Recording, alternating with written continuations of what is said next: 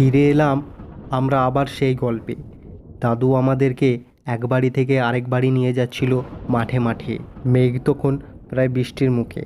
আকাশের মধ্যে যে গর্জন হচ্ছিল তাতে মনে হচ্ছে কানটাই ফেটে যাবে। যেতে যেতে দাদু আমাদেরকে সেই শাকচুন্নির গল্পটাও শোনাতে শোনাতে নিয়ে যাচ্ছিল। কোনো এক গ্রামে একটা শাকচুন্নি বসবাস করত। শাকচুন্নির অনেকগুলো পশু পাখি ছিল, যেগুলোকে শাকচুন্নি খুবই ভালোবাসতো। শাকচুন্নি তার পালতু পশুদেরকে জাদু করে দুটো পায়ে দাঁড়িয়ে রাখত এবং একদিন শাকচুন্নি বাইরে দিয়ে বেরিয়ে যায়। তখনই সেই সুযোগ দেখে কিছু লোক তার সেই পশুদেরকে চুরি করে নিয়ে পালিয়ে যায় এবং শাকচুন্নি বাড়ি এসে দেখে তার বাড়িতে তার পশুগুলো নেই এবং সে গ্রামে গ্রামে চিৎকার করতে করতে বেরিয়ে পড়ে, আমার পশু আমাকে ফেরত দাও, না হলে আমি তোমাদেরকে সব শেষ করে ফেলবো।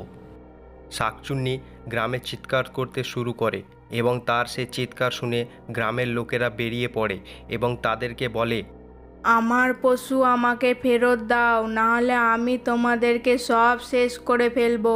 আমি জানি তোমার গাই কোথায় আছে। তোমার গাই গ্রামের প্রধানের বাড়িতে আছে। আমি দেখেছিলাম ওনাদের তোমাদের বাড়ির দিকে যেতে। এটা শুনে শাকচুন্নি চলল প্রধানের বাড়িতে এবং প্রধানের বাড়ি এসে দেখে তার পশুগুলো বাইরে বাঁধা আছে। শাকচুন্নি এটা দেখে খুবই খুশি হয় এবং সে মনে মনে করে পশুগুলোকে এভাবে উড়িয়ে নিয়ে চলে যায়।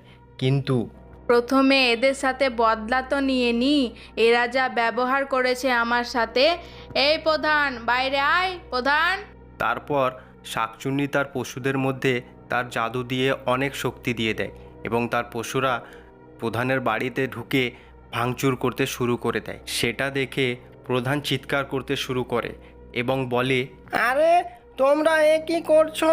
তোমরা তো আমার পশু, আমার বাড়ির ভিতরে ঢুকে ভাঙচুর কেন করছো তোমরা? এই বলে পশুগুলো প্রধানের সব ভাঙচুর করে শাকচুন্নির সাথে চলে আসে। এভাবে শাকচুন্নির কাছে অনেক পশু পাখি হয়ে গিয়েছিল। এটা দেখে গ্রামের লোকেরা খুবই রাগ হয় এবং তারা সব ফাইসালা করে শাকচুন্নিকে সেখান থেকে তাড়িয়ে তার সব পশু পাখিগুলো নিয়ে নেবে। তাই তারা শাকচুন্নির বাড়ি আসে এবং বাইরে এসে চিৎকার করতে শুরু করে এবং তাকে শাকচুন্নিকে ডেকে বলে, শাকচুন্নি, বাইরে আয়, বেরিয়ে আয়, তোকে আজ আমরা শেষ করে ফেলবো। তুই আমাদের সব পশুকে জাদু করে নিয়ে কাছে রেখেছিস, তোর জন্য আমাদের ইনকাম বন্ধ হয়ে গিয়েছে। পালা এখান থেকে, পালা, নাহলে সবকে মেরে ফেলবো। তারা সবাই শাকচুন্নির বাড়িতে ঢুকে পড়ে এবং পশুগুলোকে ছাড়িয়ে নেয় এবং এটা দেখে শাকচুন্নির খুবই দুঃখ হয় এবং বলে, তোমরা তোমাদের মালিকের সাথে যেতে পারো, যাও, তোমাদের আমি আটকাবো না, ওইটাই তোমাদের ঘর। এই বলে পশুগুলো সেখান থেকে যেতে শুরু করে এবং এটা দেখে গ্রামের লোকেরা খুবই অবাক হয় এবং শাকচুন্নিকে সেখান থেকে যেতে বলে। শাকচুন্নি এটা দেখে খুবই দুঃখ পায় এবং তার রাগও হয়, কিন্তু তার কিছু করার ছিল না এবং সে বাড়িতে একা বসে তখনই পশুগুলো গ্রামের সব পশুকে বলে, শাকচুন্নি কত ভালো। এভাবেই শাকচুন্নির ভালো ব্যবহার গ্রামের সব জায়গায় ছড়াতে থাকে। তখনই জঙ্গলে একটা খারাপ শাকচুন্নি বাস করত এবং সে তার কাঁচের বলে সব দেখত যে ভালো শাকচুন্নির বাড়িতে অনেকগুলো পশু এবং ভালো শাকচুন্নি তাদেরকে তার শক্তিও দিচ্ছে।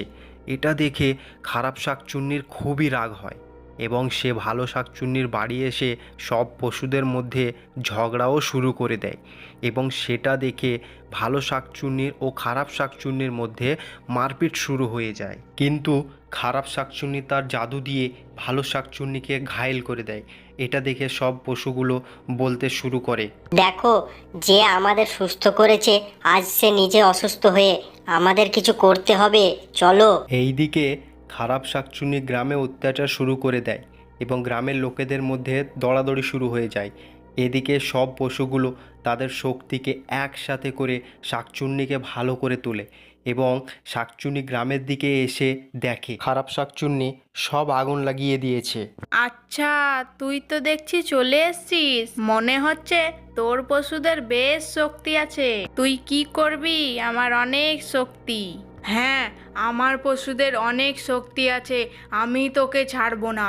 এভাবেই খারাপ শাকচুন্নি ও ভালো শাকচুন্নির মধ্যে মারপিট শুরু হয়ে যায় এবং ভালো শাকচুন্নি খারাপ শাকচুন্নিকে তার জাদু দিয়ে ঘায়েল করে দেয় এবং সে সেখান থেকে ভয়ে পালিয়ে যায় এবং সেটা দেখে গ্রামের লোকেরা খুবই খুশি হয় এবং শাকচুন্নিকে বলে, আমরা খুবই লজ্জিত ও দুঃখিত যে তোমার সাথে খারাপ ব্যবহার করেছি।